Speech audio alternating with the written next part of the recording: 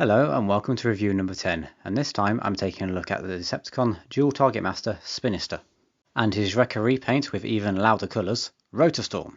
Now, as I said, Spinister was a dual target master, meaning he had two guns that both turned into little robots. And we did get updated versions of both of them, however Singe straight up didn't show up in any stores near me, and Shroot came in that Skywalk pack.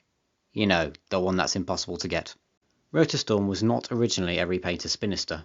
He had his own mould and was a European exclusive. The mould only getting a release in the US as a different character, and he was released in 1992, so his colours are suitably 90s. They both come with two unique blasters. They are designed to emulate the target masters Spinister had in G1. One appears to be a dual Gatling gun and the other a standard dual blaster.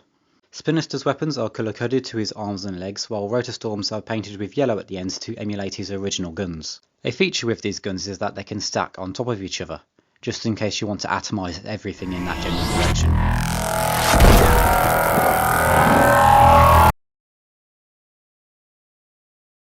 Right off the bat, I'm going to say I never intended on picking these guys up.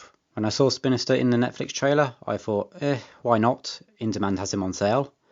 So I picked him up and I fell in love. I then picked up Rotorstorm much later as I missed him first time round. The first thing you may notice when looking at these guys is that they have two cockpits.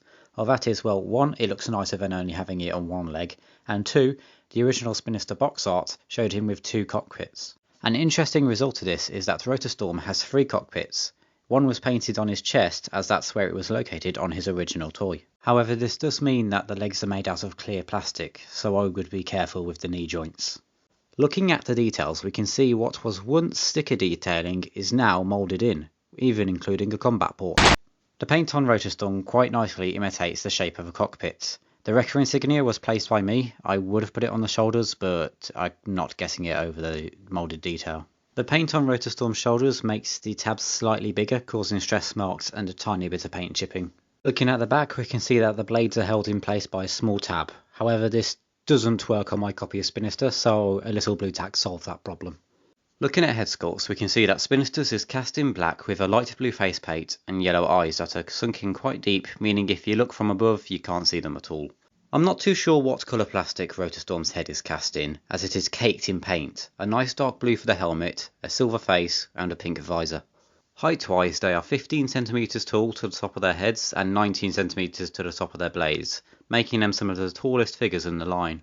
For comparison, Earthrise Megatron, Earthrise Prime, Siege Barricade, Generation Select Sandstorm, and Cliffjumper. And for ports, they both have 10, unless you want to count these unusable ones on the back, then they have 12. Shoulders can rotate 360 degrees as long as the blades don't get in the way, with impressive out movement, arm rotation, double jointed elbows, and wrist rotation. Heads are on ball joints so can look up, down, and all around. Waist swivel. Legs can achieve full splits in both directions with thigh rotation, just over 90 degree knees, 180 degree ankles with backwards tilt.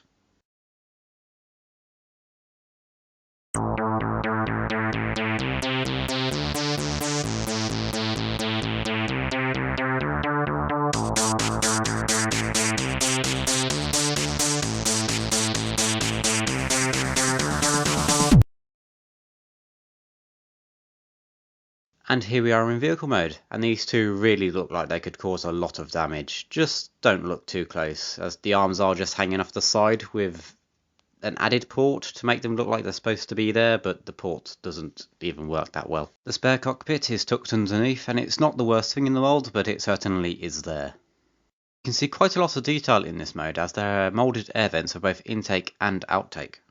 The weapons are stored on the side of the vehicle in a place where actual military helicopters have their weapons, and with the yellow paint on Rotorstorm it makes it look a lot more consistent.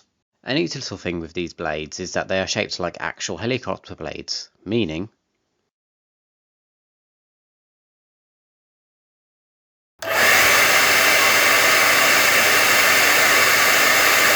for size comparison, Earthrise Megatron, Earthrise Prime, Siege Springer, Siege Barricade, Generation Select Sandstorm, and Cliffjumper.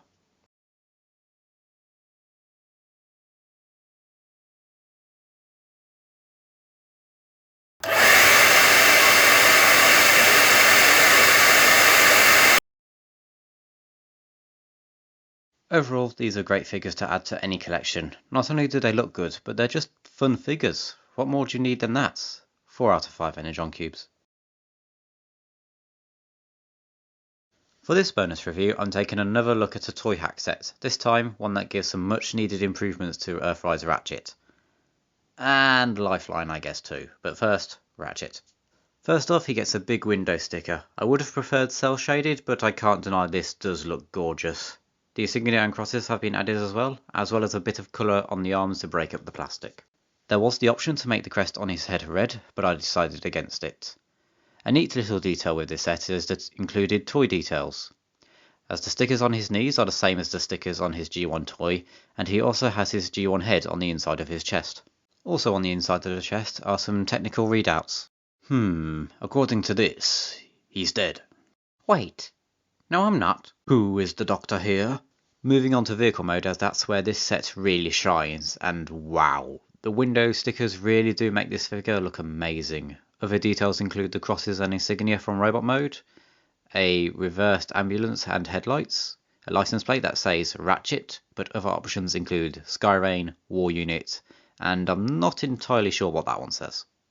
Another sticker with multiple options is the one which determines which city this ambulance works in. The options include Autobot City, Portland, New York, Chatham, Tokyo, Toronto, and Lima. Lifeline stickers are all just added detail, so rather than me explaining every little one, I'm just going to throw out some comparisons.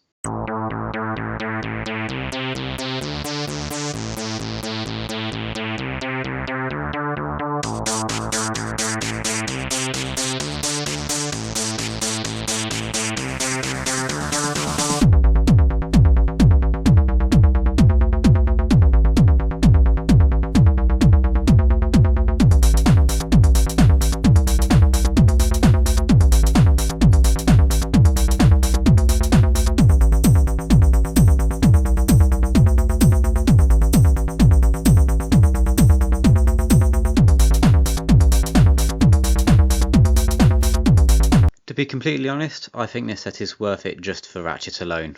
The stickers for Lifeline are just an added bonus. Link in the description if you want the set for yourself.